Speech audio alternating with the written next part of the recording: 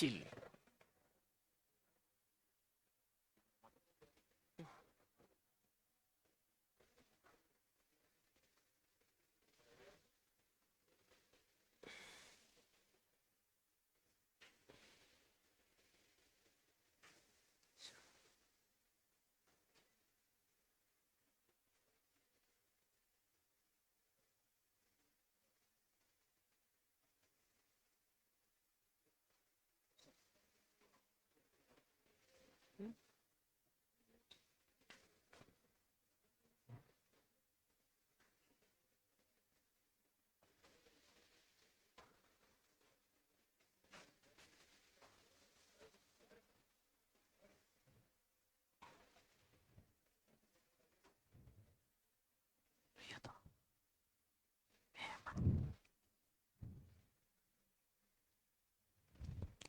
Bismillah. Assalamualaikum warahmatullahi wabarakatuh. Waalaikumsalam warahmatullahi wabarakatuh. Alhamdulillahirabbil alamin. Hamdan katsiran thayyiban barakan fih kama yuhibbu rabbuna wa yarda. Asyhadu an la ilaha illallah wahdahu la syarika lah wa asyhadu anna Muhammadan abduhu wa rasuluh. Allahumma shalli wa sallim wa barik ala Muhammadin wa ala alihi wa sahbihi wa man tabi'ahum bi ihsanin ila yaumiddin. Amma ba'd. Teman-teman sekalian, kita bersyukur kepada Allah Subhanahu wa taala atas segala nikmat serta karunia-Nya kepada kita. Alhamdulillah pada malam hari ini kita sudah berada di Ramadan ketiga ya. Alhamdulillah dengan taufik dan hidayah dari Allah Subhanahu wa taala kita masih sanggup menjalankan ibadah puasa dan dilanjutkan dengan sholat tarawih dan kemudian kita masuk di acara spesial kita yaitu takjil, tanya jawab Islam. Alhamdulillah acara kita ini juga disiarkan langsung di channel Abu Yusuf Ubed Bima Official, akun Facebook dan juga di akun YouTube Abu Yusuf Ubed Bima Official. Baik, sebagaimana biasa teman-teman sekalian yang sudah bergabung secara online maupun yang hadir secara langsung, kami ucapkan barakallahu fikum. Sebagaimana biasa pada kesempatan malam hari ini di pertemuan kedua Ustadz ya, kita bersama Ustadz kita, guru kita Al-Ustadz Abu Yusuf Ubed Bima Hafizahullah Ta'ala. Gimana kabarnya Ustadz? Alhamdulillah. Alhamdulillah Ustadz. InsyaAllah sibuk terus ya dari pagi sampai malam mengisi, Masya Allah. Semoga apa yang antum berikan berupa ilmu pada hari ini semoga dibalas oleh Allah Subhanahu wa taala dengan kebaikan. Dan juga teman-teman sekalian, Masya Allah, semangat ya. Masih siap untuk menerima nasihat serta wajangan. Baik, sebagaimana biasa, kami ingatkan kembali kepada teman-teman yang sudah bergabung secara online dan juga yang sudah hadir secara offline untuk menyiapkan pertanyaan terbaiknya. Ya, bisa bertanya secara langsung dengan angkat tangan. Bagi yang online bisa mengajukan pertanyaannya lewat kolom komentar Facebook dan juga di YouTube. Alhamdulillah, ini sudah kita dibanjiri beberapa pertanyaan yang masuk, Masya Allah. Tapi kami buka kesempatan kepada teman-teman yang hadir nih secara langsung. Baik, bapak-bapak yang sebelah kanan, mungkin ada pertanyaan yang ingin ditanyakan, tafadhol. Ada? Ya baik, berikan mic-nya. Tapi mic.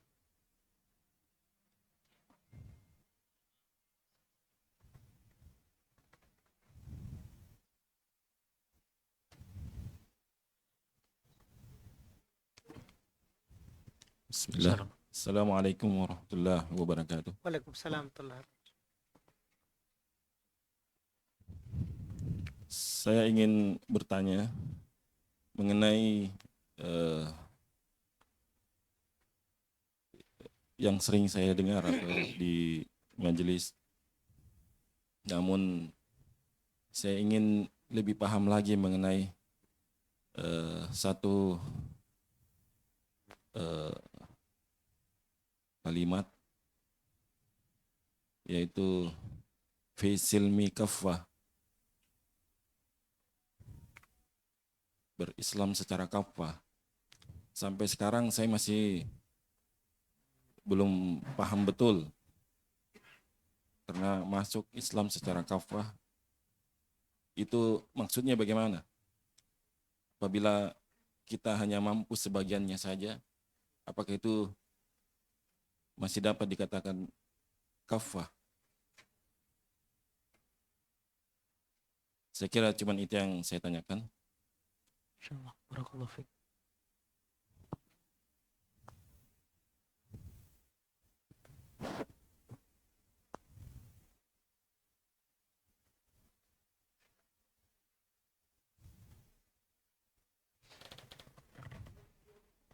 Bismillahirrahmanirrahim. Alhamdulillahirrahmanirrahim. Wassalatu wassalamu ala rasulillah wa ala alihi wa ashabihi wa man tabi'ahum bi ihsan ila yaumiddin, amma ba'd.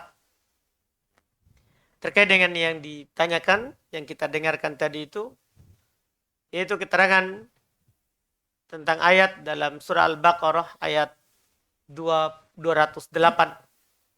Allah Subhanahu wa taala berfirman, "Ya ayyuhalladzina amanu dukhulu fis-silmi kaffah." Wahai orang-orang yang beriman, yang mengaku beriman kepada Allah, membenarkan syariatnya, masuklah dalam Islam secara kafah. Masuklah dalam Islam secara kafah. Apa itu artinya masuk dalam Islam secara kafah? Pertama, udkhulu fis silmi. Apa artinya as-silmi? Banyak kita dengar as-silmi artinya Islam. Yang orang terjemahkan itu keumuman. Jadi ketika mereka terjemahkan udkhulu fis silmi kafah, masuklah dalam Islam secara menyeluruh, begitu terjemahannya. Cuman kita perlu melihat di ucapan salaf, apa itu artinya as-silmi? Iya, apa artinya as-silmi? Ditafsirkan oleh Ibnu Abbas, Mujahid, Taus, Ad-Dhahak, Ikrimah, Qatadah, semua ini dari kalangan ahli tafsir, dari kalangan sahabat dan tabi'in. As-silmi artinya bisa diterjemahkan al-Islam. Itu sudah benar tafsirnya. Udkhulu fis silmi maksudnya udkhulu fil Islam. Itu yang ditafsirkan oleh Ibnu Abbas, Mujahid, Taus, dan yang lainnya. Jadi terjemahan yang berjalan itu sudah pas. Masuklah ke dalam apa? Islam. Ada terjemahan lain, Mbak. Dari Ibnu Abbas juga dinukil oleh Ad-Dhahak. Ya, dari jalur lain. Demikian pula dinukil oleh Abul Aliyah, Ar-Rabi' ibn Anas. Yang dimaksud dengan as-silmi adalah at-ta'ah. Jadi kalau kita terjemahkan, udkhulu fis silmi, masuklah dalam ketaatan. Lakukan ketaatan, begitu maksudnya. Ini terjemahan yang kedua. Sekarang tinggal makna kafah. Apa artinya kafah? Berarti tadi kan dua terjemahan.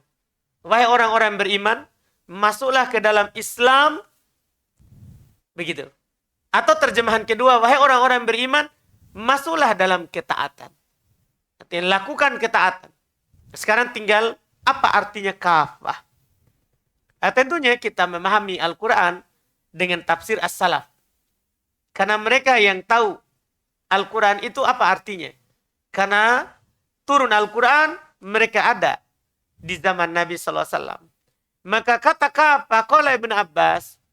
Berkata Ibn Abbas, ini juga dikatakan oleh Mujahid, Abul Aliyah, Ikrimah, Ar-Rabi. Demikian pula ulama-ulama tafsir. Kafah artinya, i'malu bi jami'il a'mal wa wujuhil bir. Kafah artinya, beramallah dengan seluruh amalan-amalan dan berbagai macam kebaikan. Berarti terjemahannya, wahai orang-orang yang beriman, masuklah dalam ketaatan kepada Allah dengan melakukan banyak amalan dan banyak kebaikan. Itu maknanya.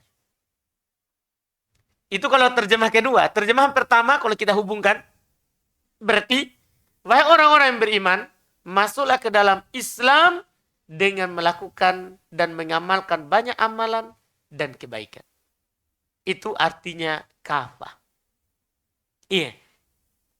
Masuklah dalam Islam dengan melakukan banyak amalan dan kebaikan. Itu artinya. Ini tafsir dari as-salaf. Wallahu a'lam. Baik. Silakan. Masih ada yang lain? Jika tidak kita lanjut membaca pertanyaan yang masuk. Bismillah, Tabe mau bertanya. Bisa sahur sebelum mandi wajib? Bisa sahur Sebelum mandi wajib. sebelum mandi wajib. Jadi dia junub. Ya. Kemudian dia mau makan sahur. Boleh nggak itu? Padahal dia belum mandi junub. Boleh. Dinukil dari Aisyah radhiyallahu taala anha, dan ini tidak ada perselisihan di kalangan para sahabat, walaupun sebelumnya ada perselisihan sedikit. Tapi setelah itu ya Abu Hurairah rujuk kepada apa yang dikatakan oleh Aisyah dan Ummu Salamah, karena mereka lebih tahu Rasulullah SAW di dalam rumahnya. Sebelumnya Abu Hurairah berfatwa bahwa tidak boleh seorang itu kalau junub masuk fajar dia belum mandi junub. Tapi disebutkan dari Aisyah radhiyallahu taala anha, demikian pula dinukil dari Ummu Salamah, bahwa Nabi SAW junub dari keluarganya, yaitu junub karena berhubungan dengan istrinya, dan belum makan sahur, tidak mandi kecuali setelah adzan. Belum tidak mandi kecuali setelah adzan. Iya, tentunya belum makan tadinya. Nanti belum mandi setelah apa? Adzan untuk sholat subuh. Untuk sholat subuh. Dan ini disepakati akan bolehnya. Akan bolehnya. Demikian pula wanita yang suci dari haid, sama. Ada seorang perempuan suci dari haid sebelum subuh. Kemudian dia makan sahur karena sudah suci. Dia belum mandi suci dari haid. Boleh, tidak apa-apa dia mandi nanti setelah masuk sholat subuh. Itu dibolehkan, wallahu alam. Kemudian pertanyaan selanjutnya. Assalamualaikum warahmatullahi wabarakatuh. Ustaz, ana mau bertanya. Pertama, apakah memberi makan atau traktir makan kepada kerabat atau orang yang tidak kita kenal termasuk amal jariah? Yang kedua, apakah termasuk bersedekah jika kita mengatakan kepada teman, ini saya sedekahkan makanan untukmu dan sedekahkan juga makananmu untukku. Apakah ini bisa disebut sedekah, Ustaz? Baik. Amal jariah. Susah kalau dikatakan amal jariah. Amal jariah itu maksudnya amalan yang kalau kita lakukan itu mengalir terus manfaatnya. Mengalir terus manfaatnya. Ketika kita bersedekah dan terputus manfaatnya, tentunya bukan jariah. Jariah itu sedekah yang terus mengalir apa? Manfaatnya. Nah, sekarang kalau ada orang bersedekah, kalau mengatakan dia amal jariah, tergantung manfaatnya apakah terus menerus mengalir atau tidak. Iya? Terus menerus mengalir atau tidak. Itu baru kita katakan apa? Jariah. Kemudian sekarang bagaimana kalau saya bersedekah? Tapi saya bilang juga, kamu sedekah juga sama saya. Iya. Nah, ini dia bersedekah mengharapkan supaya dibalas juga dengan sedekah. Dibalas juga dengan sedekah. Hal yang seperti ini, itu seorang bisa saja tidak dapat apa-apa. Bisa saja tidak dapat apa-apa kalau dia melakukan hal tersebut, bersedekah supaya mau dapat juga apa? Sedekah dari orang lain. Bahkan siapa yang beramal karena ingin dapat dunia, itu percuma amalannya. Siapa yang beramal ingin mendapatkan dunia, sedekah supaya banyak rezeki, begitu. Bukan karena Allah. Kalau sedekah itu karena Allah, kemudian datang rezekinya, karena sudah janji dari Allah, siapa yang bersedekah pasti akan digantikan, begitu. Tapi ada orang bersedekah memang bukan karena Allah, karena ingin bertambah rezekinya. Ini batal amalannya. Batal amalannya. Di dalam surat Al-Isra bisa dilihat keterangannya ayat 18 dan 19. Allah Subhanahu wa taala katakan, "Man kana yuridul ajila ta'ajjalna lahu fiha man nasha'u liman nurid, thumma ja'alna lahu jahannama yaslaha madmuma madhura." Siapa yang ingin segera, artinya dia melakukan sesuatu tapi ingin balasan yang segera, al-ajilah balasan dunia langsung. Maka kata Allah, "Ajjalna lahu fiha ma nasha." Kami juga akan segerakan untuknya di dunia balasannya, tapi liman nurid, bagi siapa yang kami kehendaki. Yang telah ditentukan dia akan dapat. Tsumma ja'alna lahu jahannama yaslaha. Kemudian setelah itu kami jadikan untuknya neraka jahanam yang dia akan masuki. Ini bahayanya beramal niatnya dunia. Nah, sini perlu kita ingatkan, jangan sampai dia bersedekah supaya dapat juga sedekah. Tidak boleh seperti itu. Itu namanya beramal dengan niat apa? Dunia. Itu bahaya. Beramalnya dunia akan diberikan dunia kalau Allah kehendaki. Tapi di akhirat Allah akan jadikan untuknya neraka jahanam yaslaha yang dia akan memasukinya. Madmuman madhura, dalam keadaan ya tercela dan hina. Tercela dan hina. Kemudian Allah ingatkan yang kedua, seharusnya kalau kita beramal, cita-citakan saja akhirat. Dunia akan datang. Kata Allah di 19, ayat 19. وَمَنْ أَرَادَ الْآخِرَةَ وَسَعَى سَعْلَهَا سَعْيَهَا وَهُوَ مُؤْمِنٌ فَأُولَٰئِكَ كَانَ سَعْيُهُمْ مَشْكُورًا. Siapa yang ingin akhirat dan berusaha untuk mendapatkan akhirat dalam keadaan dia beriman, فَأُولَٰئِكَ كَانَ سَعْيُهُمْ مَشْكُورًا. Mereka itu usahanya akan disyukuri oleh Allah Subhanahu wa Ta'ala. Jadi untuk yang beramal, beramal saja karena Allah. Balasan dunia akan datang. Balasan dunia akan datang. Jangan beramal karena dunia. Karena bisa kita dapat dunia, bisa juga tidak dapat. Di akhirat kita akan menjadi orang-orang yang merugi. Wallahualam. Kemudian Ustaz, pertanyaannya, ana jika tasyahud awal membaca Robik Firli 2 kali. Karena ada pernah melihat tata cara sholat di channel dakwah. Ustaz, apakah itu benar? Dan jika membaca bacaan ruku dan sujud sunnah, ditambah wa bihamdi atau tidak? Tasyahud awal. Tasyahud awal dia membaca Robik Firli 2 kali. Antara dua sujud.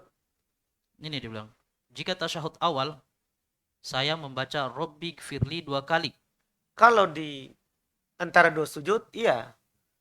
Datang riwayat bahwa Nabi SAW membaca Rabbik Firli, Rabbik Firli. Adapun di tasyahud tidak. Di tasyahud awal itu bacaannya hanya bacaan tasyahud. At-tahiyatu lillahi salawatu thayyibatul mubarakatuh.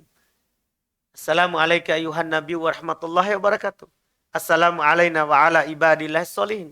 Asyhadu an la ilaha illallah wa asyhadu anna muhammadan abduhu wa rasuluh. Itu bacaan tasyahud awal. Tidak ada Rabbik Firli, Rabbik Firli. Kecuali kalau dia berdoa tapi doanya tidak ditentukan apa saja.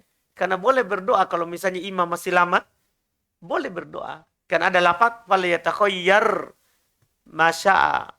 Hendaklah dia memilih doa yang dia inginkan. Ya, adapun kalau Rabbik Firli di tasyahud awal walhalam. Berarti kalau di antara dua sujud memang disunnahkan, Ustaz. Betul, karena ada memang riwayatnya sah dari Nabi SAW. Kemudian membaca ruku dan sujud ditambah dengan wa bihamdi, Ustaz. Benar atau tidak itu? Tambahan wa bihamdi ini bermasalah. Sebagian ulama menghukumi ini tambahan yang syad. Masalahnya dalam riwayat Muslim, dalam riwayat Imam Muslim, bacaan ruku itu cuma ada subhana rabbiyal azim. Sampai di situ. Demikian pula bacaan sujud dalam riwayat Imam Muslim, cuma ada lafaz subhana rabbiyal a'la. Datang di luar daripada sahih, riwayat Imam Muslim, di luar daripada riwayat Imam Muslim, ada tambahan wa bihamdihi.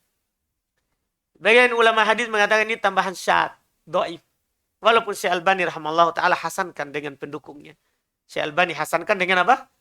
Pendukungnya. Itu wallahu alam. Kemudian apa hukumnya kita mengambil buah-buahan di sebuah kebun yang tidak dirawat oleh pemiliknya? Kebun yang tidak sudah tidak dirawat oleh pemiliknya. Ya, tidak boleh. Iya, berarti kan, ada pemiliknya. Iya kan tidak dirawat. Iya, itu hak manusia, hak orang, tidak boleh kita ambil. Kecuali kita diizinkan untuk merawatnya dan mengambilnya. Wallahualam. Kemudian Ustadz, apa hukum ziarah kubur dengan menyiram air dan menabur bunga? Apakah ada tuntunannya dari Nabi Shallallahu Alaihi Wasallam? Iya. Ziarah kubur hukumnya sunnah. Menziarah kubur hukumnya sunnah. Kata Nabi SAW dalam hadits Abu Hurairah, kuntu nahaitukum an ziyaratil kubur fazuruha. Dulu saya melarang kalian dari ziarah kubur. Sekarang ziarah kubur. Ziarah kubur disepakati oleh para ulama, hukumnya sunnah bagi laki-laki. Perempuan yang diperselisihkan, apakah sunnah juga atau boleh bagi perempuan? Bagi perempuan. Iya. Dalam hal tersebut. Iya. Jadi diperselisihkan perempuan. Kalau laki-laki sunnah. Dan yang benarnya juga boleh bagi perempuan. Boleh bagi perempuan untuk ziarah kubur. Ya, walaupun dia tidak sering melakukannya. Dia tidak sering melakukannya. Kemudian tambahan siram dengan air dan tabur bunga, tidak ada tuntunannya. Tidak ada hadis dari Nabi SAW yang menunjukkan sunnah menabur bunga atau menyiram kuburan. Tidak ada dalil dari Nabi SAW yang menunjukkan hal tersebut. Tidak dari anjuran Nabi SAW, tidak pula dari perbuatannya. Iya. Perkara itu kalau dilakukan dengan keyakinan itu adalah sunnah atau syariat, maka itu adalah bid'ah. Maka itu adalah apa? Bid'ah. Wallahu a'lam. Kemudian terkait hadis tentang larangan mengikat rambut saat sholat. Apakah itu untuk laki-laki atau wanita, Ustaz? Umum. Umum semuanya, laki-laki dan perempuan. Karena asal daripada syariat itu umum, laki-laki dan perempuan. Kecuali kalau ada dalil mengkhususkan. Kalau ada dalil mengkhususkan laki-laki saja atau perempuan saja, maka baru kita katakan apa? Khusus. Karena asal daripada syariat kita adalah umum. Wajib kita beramal di atas keumumannya. Sampai datang apa? Yang mengkhususkannya. Itu wallahu a'lam. Baik, kami buka kembali untuk pertanyaan. Fadhal.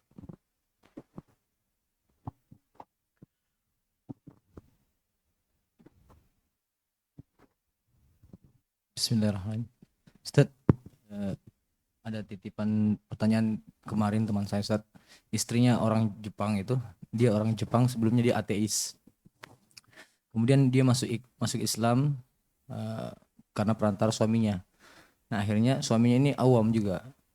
Dan kemudian setiap ingin diajarkan agama Islam, istrinya selalu menolak.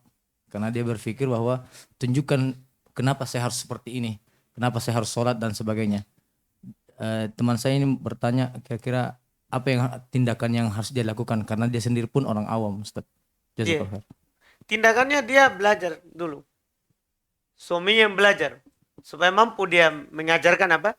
Istrinya. Wajib bagi suami untuk belajar, kemudian dia sampaikan hal itu kepada istrinya. Itu yang harus dia lakukan. Adapun kalau tetap terbatas pada keadaannya, itu agak sulit baginya untuk berdakwah dan menjelaskan kepada istrinya apa yang wajib dan apa yang tidak boleh baginya. Wallahu a'lam. Maksudnya apa yang dia harus lakukan dulu, Ustaz? Selain pelajaran apa yang, apakah tauhid dulu apa dan sebagainya? Tergantung. Pertama dia pelajari dulu syahadat. Kalau dia belum tahu apa makna dan keharusan daripada syahadat. Kemudian setelah itu dia pelajari sholat. Seperti seterusnya, berikutnya lagi. Karena Nabi SAW mengurutkan seperti itu dalam hadis Ibn Abbas. Ajarkan dulu dia syahadat. Kalau dia sudah tahu, ajarkan sholat. Kalau dia sudah tahu, ajarkan zakat. Kemudian berikutnya. Ya, Silakan. Fadhal. Kapan kita bisa mengganti, kapan kita bisa membayarkan fidyah orang tua yang masih hidup misalnya? Apa syaratnya seperti apa, Ustaz? Apakah dia sudah hilang akal dan sebagainya? Iya, orang tua yang masih hidup itu boleh bayar fidyah kalau tidak mampu berpuasa. Ketika turun ayat yang kita baca tadi di majelis Ramadan, wa 'alal ladzina yutiqunahu fidyatun ta'amu miskin, bagi orang yang tidak mampu, ya, maka dia bayar fidyah makanan satu orang miskin. Kata Ibnu Abbas ini sabit untuk al-kabir wal ajuz, untuk orang tua laki-laki dan perempuan yang tua yang tidak mampu lagi berpuasa. Ini ayat masih berlaku walaupun dihapus hukumnya. Iya. Itu ketentuannya. Adapun kalau hilang akal tidak bayar fidyah. Karena seorang kalau hilang akalnya dia tidak ada lagi beban syariat. Ini yang fidyah itu yang masih sadar, ada akalnya tapi tidak mampu berpuasa. Itu fidyah. Adapun kalau sudah hilang akalnya, ya pikun, gila misalnya, tidak ada wajib lagi berpuasa. Maka tidak wajib bayar fidyah. Tidak wajib bayar fidyah. Itu Allah. Menggantikan puasanya, Ustaz, dengan orang lain? Kalau masih hidup tidak. Meninggal baru. Kalau meninggal dan dia punya utang puasa, maka sunnah walinya menggantikan, ahli warisnya. Adapun masih hidup tidak. Syukran, Ustaz. Jazakallah. Oh, sunnah, Ustaz, bukan wajib ya? Bukan wajib, sunnah. Silakan. Mike. Tapi kita Mbak. Oh. Itulah, Mike. Ya, bismillah. Saya ini keluarga bank, Ustadz. Jadi ibu saya dulu di bank, kemudian saya di bank juga. Saya punya saudara perempuan 2 orang, kakak dan adik juga pegawai bank. Sampai mereka bersuami orang bank semua. Alhamdulillah 2018 saya udah resign. Pertanyaan saya, apakah nanti di akhirat saya dipertanyakan untuk saudara perempuan saya ini, Ustaz, yang sudah bersuami? Masya Allah. Biasanya saya agak segan untuk kasih nasihat karena saya juga masih belajar. Biasanya saya singgung-singgung di status media sosial aja, Ustaz. Mereka baca sih, cuma tidak sadar-sadar. Alhamdulillah. Gitu ya. Gitu. Masya Allah. Ketika kita, maksudnya kalau bertanya apakah kita berdosa, kalau masih ada saudara begitu, enggak. Ketika kita sudah sampaikan sesuatu itu adalah tidak benar, kita berhenti, ya, dan kita sampaikan kepada mereka, mereka tidak mendengarnya, itu hidayah dari Allah belum kena mereka. Kita tidak berdosa, ya, jangan karena saudara. Ya, lihat Nabi Nuh, istrinya kafir. Lihat Nabi Lut, istrinya juga kafir. Nabi Nuh, anaknya juga kafir. Apakah dia berdosa dengan anak dan istrinya tidak Islam, tidak masuk ikut? Tidak. Yang penting sudah tegak apa? Hujjah. Sudah tegak hujjah. Itu yang disebutkan oleh Allah Subhanahu wa taala di dalam Al-Qur'an terkait dengan ayat riba. Kata Allah Subhanahu wa taala, "Faman ja'ahu mau'izatun min rabbih fantaha falahu ma salaf wa amruhu ila Allah. Wa man 'ada fa ulaika ashabun nar hum fiha khalidun." Siapa yang datang kepadanya nasihat dari Rabb-nya, kemudian dia berhenti, maka baginya apa yang telah berlalu. Perkaranya kembali kepada Allah Subhanahu wa taala. Dan siapa yang kembali melakukan setelah datang nasihat, maka mereka itu penghuni neraka, mereka kekal di dalamnya. Maksudnya karena lamanya tinggal di neraka sampai dikatakan kekal. Atau karena kalau dia menghalalkan, kekal memang selama-lamanya karena menentang Al-Quran. Tapi kalau sudah tegak, itu kitanya tidak berdosa. Iya, dan sebaiknya Pak, jangan singgung dengan riba kalau orang jatuh di riba. Ya, ajak mereka untuk cinta ilmu, belajar. Tidak usah, walaupun kita tidak kasih tahu riba itu haram. Orang akan tahu sendiri karena haramnya riba itu dimaklumi dalam Islam secara darurat. Tidak ada yang mengatakan riba itu halal. Jadi tidak perlu kita kasih tahu sebenarnya kalau sulit diterima. Ajak dia ke yang lain. Ajak dia ke yang lain. Perkara yang lebih penting untuknya. Ajak tauhid. Ajak dia bagaimana supaya sholatnya diterima. Supaya zakatnya, hajinya diterima. Itu saya tidak perlu disinggung apa? Riba. Karena semua orang sadar kalau riba itu haram. Cuman kadang ada syahwat atau ada syubhat. Ya. Kadang ada syahwat maksudnya, wah kalau saya keluar ini, begitu. Ya, itu namanya syahwat. Ya, atau ada syubhat. Seperti yang ditimpakan oleh orang-orang yang kena, ya bank yang syariah. Itu kan syubhat namanya. Kenapa? Syubhat. Ya, semoga Allah Subhanahu wa taala memberikannya taufik. Tapi aja dia ke yang lain. Tidak usah kita singgung status dengan ini. Nanti orang sudah merasa ini duluan. Kalau kita status singgung begitu, biasanya orang dari awal sudah tidak terlalu tidak mau baca dengan status yang seperti itu. Karena itu tadi, saya lagi yang ditembak. Begitu. Iya. Itulah, biar ceramah orang, Pak. Cuman orang saudara kita akan mengarah. Saya lagi ini nanu. Begitu, Pak. Jadi yang lain saja dulu, Pak. Yang lain saja dulu. Dia insya Allah kalau ini tahu kalau itu haram. Iya, cuman itu tadi. Nah, untuk membuat dia meninggalkan ini, perlu keyakinan dalam tauhidnya. Perlu dipahamkan bahwa kita tidak akan mati. Walaupun tidak kerja di bank, kita tidak mati. Karena rezeki kita itu yang menjamin Allah, bukan bank. Bukan bank. Lihat burung. Burung tidak punya bank. Tidak kerja dia di bank. Iya, walaupun kadang hinggap di atapnya bank. Tapi kan begitu. Tapi dia tetap hidup. Tidak mati selama rezekinya belum habis. Nah, ini yang dipahamkan dulu, tauhidnya. Kadang kan orang begitu karena kurang keyakinan, akhirnya susah meninggalkan hal yang menurut mereka itu di situ sumber rezeki. Itu wallah alam. Tafadhol.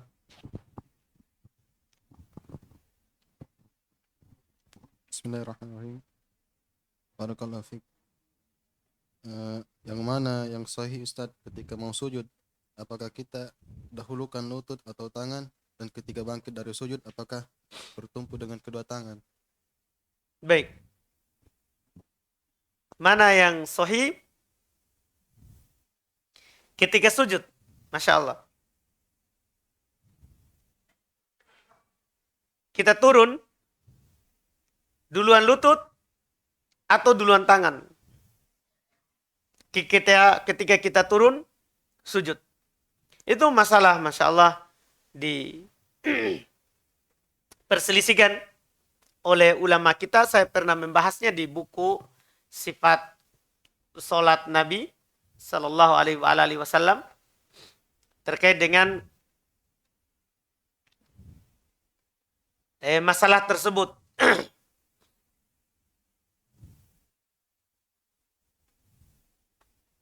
Ada dari para ulama rahimahumullah ta'ala, mereka berpendapat bahwa ketika seorang itu turun sujud, iya, ketika seorang itu turun sujud, maka dia mendahulukan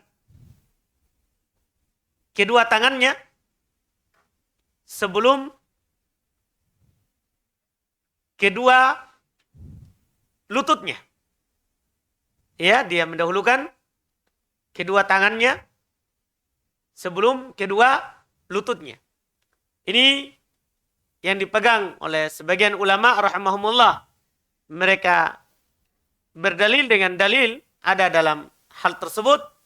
Hanya saja para ulama menyebutkan bahwa dalil itu adalah dalil yang lemah. Itu mereka berdalil dengan hadits Abu Hurairah. Ya, berdalil dengan hadits Abu Hurairah. Bahwa disebutkan kalau sujud, katanya fala tabruku kama yabrukul ba'ir. Jangan kamu turun seperti turunnya onta. Ya, jangan kamu turun seperti turunnya onta. Dimaklumi katanya kalau turun onta itu duluan kakinya dari belakang, kemudian apa? Tangan. Duluan tangan, kemudian kaki.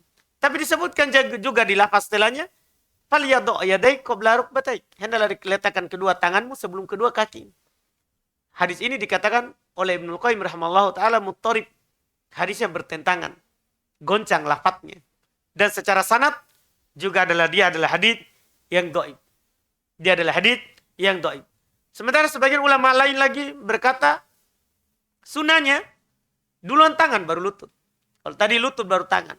Juga mereka berdalil dengan hadis juga, cuman dalil yang mereka pakai juga, ya, bahwa hendaklah dua tangan kemudian lutut, juga dhaif. Juga dhaif. Semua hadis dalam masalah ini, mau duluan tangan ataupun lutut, semuanya hadis yang dipakai oleh para ulama rahimahumullah, mereka jelaskan itu adalah dhaif. Makanya yang paling kuat dalam masalah ini, yang mereka pegang bahwa seperti Syekh Albani dan semisalnya yang lainnya dari para ulama, bahwa hal ini diberikan keluasan. Diberikan keluasan. Seorang kalau turun untuk sujud, diberikan keluasan. Dia kalau mau duluan tangan sebelum lutut, boleh. Atau lutut dulu sebelum tangan, boleh. Itu diberikan keluasan dalam hal itu. Kemudian masalah yang kedua, ketika bangkit. Bersandar dengan dua tangan, atau dengan lutut. Dengan lutut. Kalau kita melihat hadits Malik bin Huwairith, yang diriwayatkan oleh Imam Al-Bukhari rahimahullah ta'ala, bahwasanya Nabi SAW kalau bangkit dari sujud yang terakhir di rakaat ganjil, sujud di rakaat pertama atau rakaat ketiga, maka beliau tidak berdiri kecuali beliau setelah duduk, istirahat, dan beliau ketika bangkit bersandar dengan kedua tangannya. Bersandar dengan kedua tangannya, bukan dengan kedua lutut. Itu dalam masalah tersebut yang sunnahnya. Yang sunnahnya. Jadi bersandar dengan kedua tangan, baru kedua lutut. Mungkin dipahami itu caranya. Jadi kalau kedua lutut kan, seorang kalau bangkit dengan kedua lutut, berarti dari sujud begini, tangan di atas, baru bersandar dengan lutut. Ke bawah, ke atas, begini. Kalau bersandar dengan tangan, berarti tangan begini, lutut naik, baru naik. Itu yang dimaksud. Dalam hadits riwayat Bukhari tadi, dari Malik bin Huwairith, seperti itu. Bertumpu dengan kedua tangan, baru bangkit. Jadi lutut dulu yang naik, baru kedua telapak tangan. Ini hadis yang sahih. Sebagian orang kita melihat ya langsung bangun. Itu tidak melakukan hal yang disunahkan. Tidak melakukan hal yang disunahkan. Imam Nawawi rahimahullah ta'ala mengingatkan, jangan tertipu dengan orang yang tidak melakukannya. Karena orang yang tidak melakukannya, mereka hanya berdalil dengan akal. Maksudnya, kalau seandainya disyariatkan, akan ada bacaannya, begitu-begitu alasannya. Sementara yang dipakai oleh orang Syafi'iyah, itu dalil riwayat Bukhari. Dalil riwayat Bukhari. Iya. Di mereka tidak berdiri kecuali setelah duduk istirahat, kemudian bersandar dengan tangan. Bukan bersandar dengan apa? Lutut. Bukan bersandar dengan lutut. Itu juga dipilih oleh Al-Hafidh Ibnu Hajar rahimahullahu ta'ala. Itu juga dipilih oleh Al-Imam Al-Hafidh Ibnu Hajar rahimahullahu ta'ala. Jadi mereka cara bangkitnya seperti itu. Apalagi ini yang meriwayatkan hadisnya Imam Al-Bukhari dan yang membawakannya adalah sahabat Malik ibn Huwairith. Dia punya kelebihan tersendiri itu kalau Malik ibn Huwairith. Karena beliau yang meriwayatkan hadis Nabi SAW dalam riwayat Imam Muslim, "Sallu kama ra'aitumuni usolli." Salatlah sebagaimana kalian melihat saya salat. Jadi apa yang dinukil oleh Malik bin Huwairith ini, inilah cara sifat salat Nabi sallallahu alaihi wasallam. Maka ini lebih diunggulkan kalau dalam madhab Syafi'iyah. Iya, kalau antum bangkit dari rakaat ganjil, sujud, itu duduk dulu baru bangkit. Dan bangkitnya caranya adalah bersandar dengan kedua tangan, bukan dengan kedua lutut. Itu lebih nyata dan lebih jelas dalilnya daripada yang mengatakan tidak disyariatkan. Wallahu a'lam. Fadhal.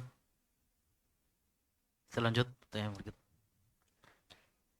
Pertanyaan selanjutnya, apa hukum doa berjamaah setelah sholat tarawih, Ustaz? Bidah. Tidak pernah dilakukan oleh Nabi SAW doa berjamaah setelah sholat tarawih. Tidak pula dalam sholat wajib. Iya, kalau diyakini itu adalah sunnah, maka masuk bidah. Karena tidak dilakukan oleh Nabi SAW. Kata Nabi SAW dalam hadits Aisyah radhiyallahu ta'ala anha, "Man amila amalan laisa fihi amruna bahwa raddun." Siapa yang beramal suatu amalan tidak ada padanya perkara kami, tidak ada perintah kami, tidak ada anjuran, tidak ada contoh, maka dia ditolak. Maka dia ditolak. Itu sebagai kaidah dalam amalan ibadah yang dilakukan. Sekarang syarat ibadah itu ada dua. Pertama harus ikhlas, yang kedua harus sesuai dengan apa yang dilakukan oleh Nabi sallallahu alaihi wasallam. Wallahu a'lam. Kemudian Ustaz, kalau dalam sholat tarawih imamnya setiap rakaat hanya membaca satu ayat saja setelah Al-Fatihah, itu bagaimana Ustaz? Sah, tidak apa-apa. Kan yang rukun kan Al-Fatihah. Yang rukun adalah apa? Al-Fatihah. La sholata liman lam yaqra bi Fatihatil kitab. Adapun setelah Al-Fatihah itu kan disepakati hukumnya adalah apa? Sunnah. Ini kalau dia hanya baca satu ayat, tidak apa-apa, sah. Dia tidak baca pun sah. Cuman menyelisih sunnah. Sunnah setelah Al-Fatihah itu baca ayat. Ya, baca ayat. Wallahualam. Jangan juga setelah Al-Fatihah satu ayat. Alif, Lam, Mim. Oh iya, Jangan begitu juga ya. begitu, Ustaz, ya. Ada satu ayat juga itu, Ustaz. Oh begitu nih? Iya. Baik. Iya. Tidak apa. Tidak apa. Cuman kan tersiksa makmumnya. Gak mau dia ikut Al-Fatihah, ini masalahnya setelahnya. Iya. Kemudian Ustaz, pertanyaan selanjutnya. Bagaimana hukum membaca Al-Quran lewat handphone, kemudian dibanding dengan mushaf? Apakah kalau kita membaca Al-Quran lewat handphone harus wudu terlebih dahulu? Baik. Iya. Apa hukum baca Al-Quran lewat handphone? Boleh. Iya, boleh, tidak apa-apa. Iya. Baca Al-Quran itu kan lewat media apapun, apakah ditulis di batu, di kertas, ya, atau di HP, semuanya boleh. Dan masuk pahalanya dalam keumuman pahalanya. Dalam hadits Ibnu Mas'ud radhiyallahu ta'ala yang Nabi SAW katakan, "Man qara'a harfan min kitabillahi falahu hasanah." Ya, siapa yang membaca satu huruf dalam kitabullah, maka baginya pahala, satu kebaikan. Dan akan dilipatkan menjadi 10 sampai 700 kali lipat. Masuk dalam keumuman hadis itu. Kan cuma dibilang membaca satu huruf dalam Al-Quran. Mau lewat mushaf ataupun lewat yang lain. Kemudian pertanyaan kedua, apakah kalau lewat Quran, lewat HP harus wudu dulu? Ya kalau harus, enggak. Karena dia enggak pegang mushaf. Dia pegang apa? HP-nya dan membaca Al-Quran yang ada dalam aplikasinya. Jadi tidak harus apa? Wudhu. Tapi sunnahnya dia berwudhu. Kan ini dia membaca apa? Kitabullah. Membaca kitabullah. Itu wallahualam. Kemudian pertanyaan selanjutnya, apakah saudara tanggungan hidup oleh saudaranya yang lain? Dan apakah kita berdosa jika kita tidak membiayainya meskipun kita mampu? Tidak. Yang menanggung hidup itu adalah orang tua. Orang tua. Kemudian anak, ya kalau orang tuanya tidak mampu, ya dia yang menanggung orang tuanya. Adapun saudara, tidak ada kewajiban untuk menanggung beban hidupnya. Cuman dia kalau ditanya siapa yang lebih utama dia bantu, saudaranya. Karena Nabi menganjurkan untuk memulai dengan yang paling dekat, kemudian yang dekat berikutnya. Itu wallahualam. Kemudian Ustaz, apakah sholat lail hanya penamaan saja untuk sholat malam atau memang ada sholatnya? Dan apakah sholat lail hanya ada di 10 malam terakhir di bulan Ramadan saja? Tidak, sholat lail itu umum. Sholat lail itu adalah sholat yang dilakukan di malam hari. Sebelum fajar dan setelah isya. Itu namanya sholat lail. Kemudian sholat lail ini ada banyak jenisnya. Ada sholat tarawih. Sholat tarawih itu sholat lail. Cuman karena ada istirahat-istirahatnya antara 2 rakaat, maka namanya sholat tarawih. Kan ada istirahatnya. Kemudian sholat tahajud juga sholat lain. Cuman dinamakan tahajud karena dia dilakukan setelah tidur. Sholat witir juga itu sholat lain. Cuma dinamakan sholat witir karena ganjil. Antum bisa pahami? Semuanya sholat lain. Semuanya sholat lail. Akan dibahas nanti juga di majelis Ramadan. Bahwa Nabi SAW melakukan witir 3, 4, 5, 7. Semua itu namanya sholat lail. Semua itu namanya apa? Sholat lail. Secara umumnya. Cuma nama-namanya tergantung dari keadaan. Dari keadaan. Jadi sholat lail itu tidak harus di 10 hari terakhir. Sholat lail itu seumur selama hidup kita. Disunahkan. Disunahkan. Di Ramadan ataupun di luar Ramadan. Di Ramadan ataupun di luar Ramadan. Itu wallahualam umum. Kemudian Ustaz mau tanya bagaimana hukumnya memberi selamat hari raya kepada teman yang beragama Hindu? Kalau untuk mengakui dan ridho terhadap agamanya, tidak boleh. Tidak boleh memberikan selamat kepada orang yang tidak beragama Islam. Yaitu kepada orang kafir. Tidak boleh.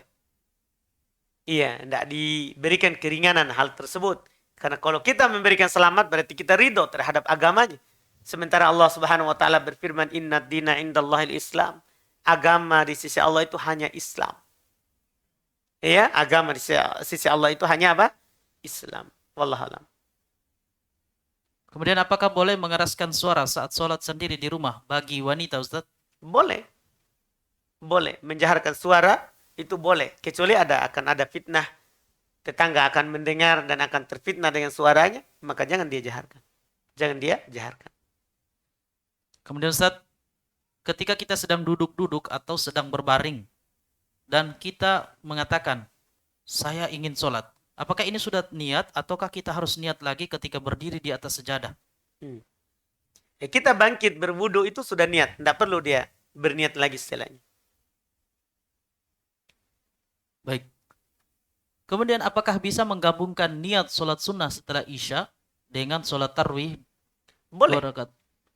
Boleh menggabungkan selama sholat itu sama kaifiatnya dan sama hukumnya. Artinya kalau sama-sama sunnah dan sama-sama 2 rakaat, boleh digabungkan. Boleh digabungkan. Kemudian Ustaz, apakah mantan ibu mertua masih termasuk mahram atau sudah bukan mahram? Mantan ibu mertua. Mantan ibu mertua. Jadi dia sudah bercerai dengan Istrinya. istrinya. Wallahualam, nanti dicari tahu. Mertua. Iya, mantan. Kalau mertua mahram. Iya kan? Karena sebabnya perkawinan. Iya. Iya. Nah, sekarang sudah mantan. Iya. Kan mantan istri mahram kan, Uman? Bukan. Bukan. Iya. Sekarang mantan mertua. Allah alam. Wallahualam.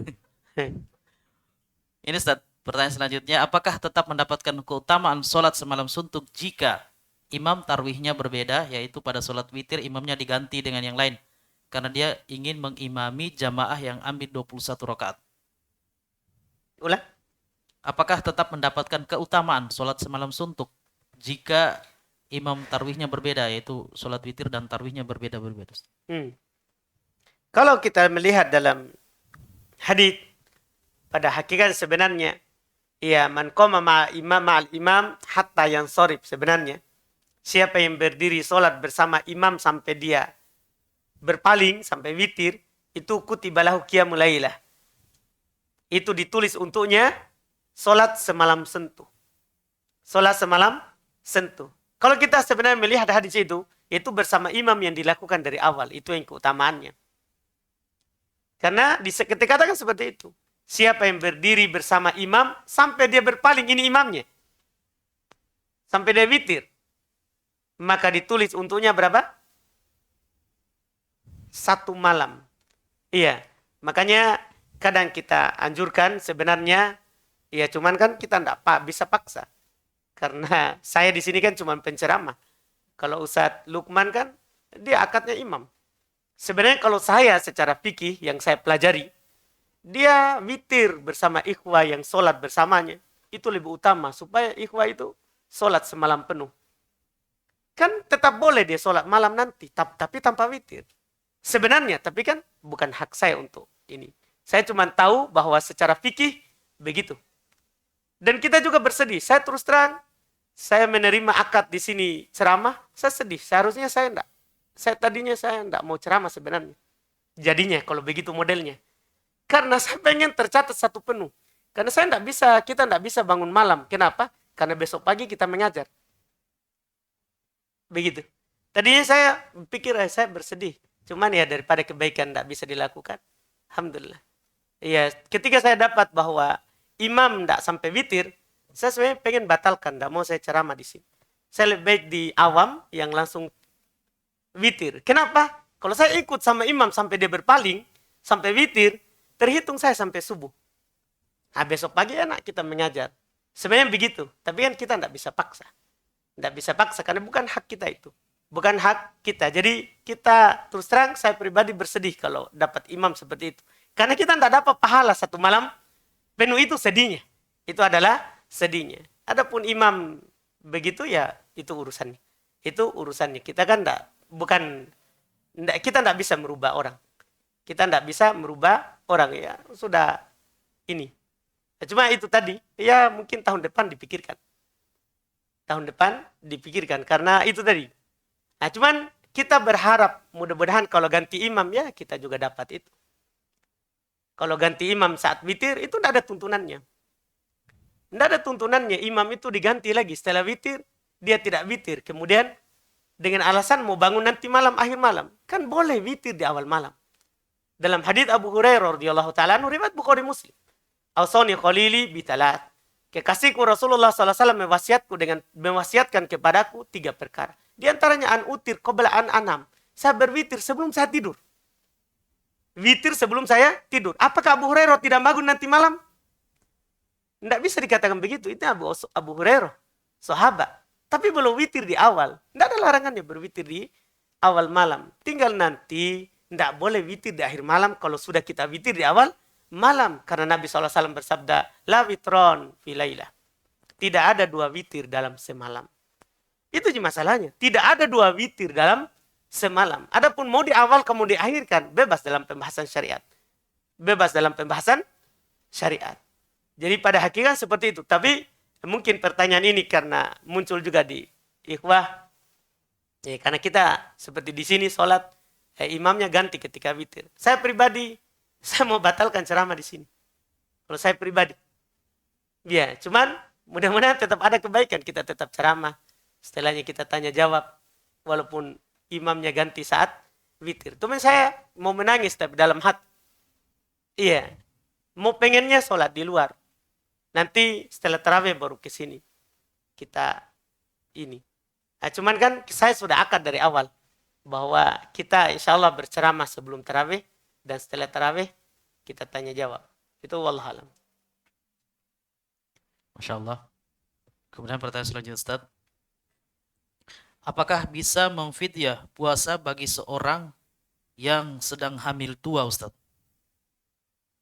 Hamil tua. Sebenarnya para ulama berselisih pendapat. Apakah perempuan hamil itu fidyah atau qadha? Dan pendapat yang kuatnya dipilih oleh Syekh Ibnu Utsaimin rahimahullah ta'ala. Seorang perempuan yang hamil dan tidak berpuasa, itu qadha, tidak fidyah. Itu qadha, tidak fidyah. Itu juga yang dikuatkan oleh Syekh bin Baz rahimahullah ta'ala.